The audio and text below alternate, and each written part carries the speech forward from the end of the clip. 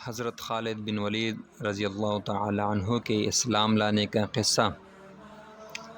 حضرت خالد رضی اللہ تعالی عنہ فرماتے ہیں کہ جب اللہ تعالیٰ نے میرے ساتھ بھلائی کا ارادہ فرمایا تو اللہ تعالیٰ نے میرے دل میں اسلام لانے کا جذبہ پیدا فرما دیا اور ہدایت کا راستہ میرے سامنے کھل گیا، اور میں نے اپنے دل میں کہا کہ محمد صلی اللہ علیہ وآلہ وسلم کے خلاف تمام لڑائیوں میں شریک ہوا ہوں، لیکن ہر لڑائی سے واپسی پر مجھے یہ خیال آتا تھا کہ یہ ساری بھاگ دوڑ بے فائدہ کر رہا ہوں، اور یقیناً محمد صلی اللہ علیہ وسلم غالب ہو کر رہیں گے۔ جب حضور حدیبیہ کے لیے روانہ ہوئے تو مشرکوں کے سواروں کا ایک دستہ لے کر نکلا، اور عصفان میں میرا حضور صلی اللہ علیہ وسلم اور صحابہ رضی اللہ عنہم سے سامنا ہو گیا، اور میں آپ کے مقابلے میں کھڑا ہو گیا۔ میں نے آپ سے کچھ چھیڑ چھاڑ کرنی چاہی۔ آپ ہمارے سامنے اپنے صحابہ کو ظہر کی نماز پڑھانے لگے۔ ہم نے سوچا کہ ہم نماز کے دوران ہی آپ پر حملہ کر دیں، لیکن ہم کسی فیصلہ تک نہ پہنچ سکے، اس لیے ہم نے نہ کیا، اور اسی میں خیر تھی۔ آپ کو ہمارے اس ارادے کا پتہ چل گیا، یعنی اللہ تعالیٰ نے آپ کو بتا دیا۔ چنانچہ اپنے صحابہ کو عصر کی نماز صلاۃ الخوف کے طریقے پر پڑھائی۔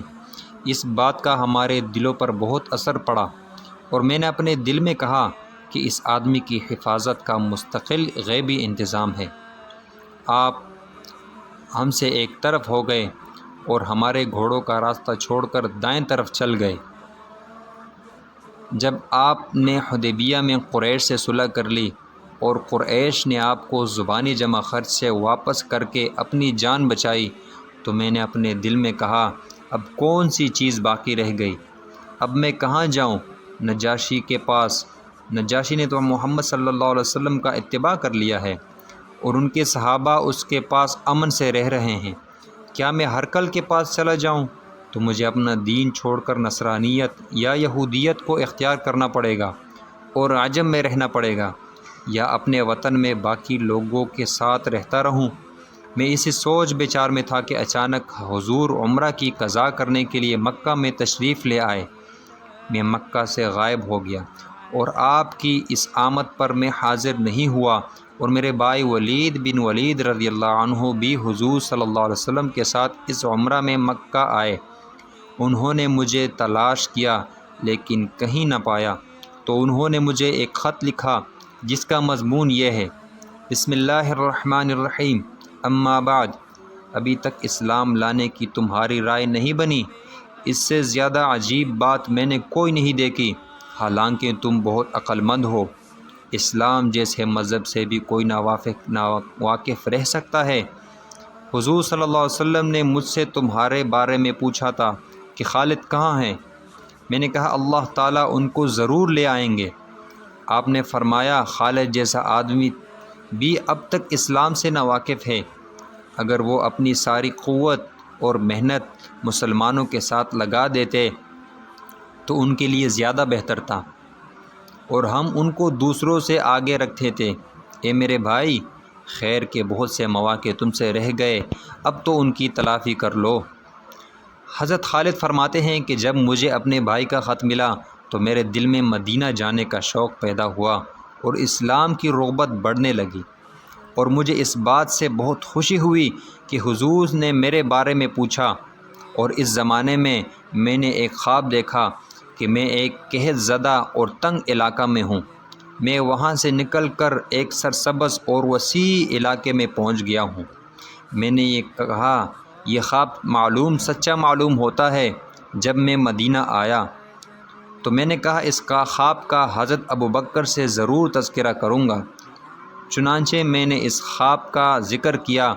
انہوں نے یہ تعبیر بتلائی کہ علاقے کی تنگی سے مراد وہ شرک ہے جس میں تم مبتلا تھے، اور اس تنگ علاقہ سے نکلنے سے مراد اللہ تعالیٰ کی طرف سے اسلام کی ہدایت کا مل جانا ہے۔ جب میں نے حضور صلی اللہ علیہ وسلم کی خدمت میں حاضری کا پختہ ارادہ کر لیا تو میں نے سوچا کہ حضور صلی اللہ علیہ وسلم کی حاضری کی خدمت میں حاضری کے لیے کس کو اپنے ساتھ لے لوں۔ اس سلسلے میں صفوان بن امیہ کے پاس گیا اور میں نے ان سے کہا، اے ابو وہب، کیا تم دیکھتے نہیں ہو کہ ہم کس حال میں ہیں؟ ہماری تعداد داڑوں کی طرح کم ہوتی جا رہی ہے اور ہم محمد عرب اور عجم پر غالب آتے جا رہے ہیں۔ میرا خیال یہ ہے کہ ہمیں محمد کی خدمت میں حاضر ہو کر ان کی اتباع کر لینا چاہیے۔ حضور صلی اللہ علیہ وسلم، کیونکہ محمد صلی اللہ علیہ وسلم کی عزت ہماری عزت ہے، لیکن صفوان نے سختی سے انکار کر دیا اور کہا، میرے علاوہ اور کوئی بھی نہ بچا تو بھی میں ان کا اتباع ہرگز نہیں کروں گا۔ میں اسے چھوڑ کر چل دیا اور میں نے کہا، اس آدمی کے بھائی اور والد کو بدر میں قتل کیا گیا تھا، اس لیے یہ نہیں مان رہے ہیں۔ پھر میں عکرمہ بن ابی جہل سے ملنے گیا، میں نے ان سے بھی وہی بات کی جو صفوان بن امیہ سے کی تھی۔ انہوں نے صفوان بن امیہ جیسا جواب دیا۔ میں نے ان سے کہا، میری اس بات کو چھپائے رکھنا۔ انہوں نے کہا، اچھا، کسی کو نہیں بتاؤں گا۔ پھر میں اپنے گھر گیا اور اپنی سواری کو تیار کروایا۔ میں اس کو لے کر چل پڑا تو راستے میں میری عثمان بن طلحہ سے ملاقات ہوئی۔ میں نے کہا، یہ میرا دوست ہے، لاؤ اس سے بھی اپنی بات کر کے دیکھوں۔ پھر مجھے خیال آیا کہ اس کے آباء و اجداد بھی مسلمانوں کے ہاتھوں قتل ہو چکے ہیں، تو ان سے ذکر کرنے کو مناسب نہ سمجھا۔ پھر میں نے ان سے ذکر کرنے میں کیا حرج ہے، ان سے ہی ذکر کر لوں۔ میں تو ابھی جا رہا ہوں۔ چنانچہ اسلام کے خلاف ہماری محنت کا جو نتیجہ نکل رہا ہے میں نے ان کو بتایا، اور میں نے یہ بھی کہا کہ ہماری مثال اس لومڑی کی سی ہے جو کسی سوراخ میں گھس گئی ہو اور اس سوراخ میں ایک ڈول پانی کا ڈال دیا جائے تو وہ لومڑی باہر نکل پڑتی ہے۔ پہلے دونوں ساتھیوں میں نے سے جو بات کی ایسی ہی ان سے بھی کی، وہ فوراً مان گئے۔ میں نے ان سے کہا، میں تو آج ہی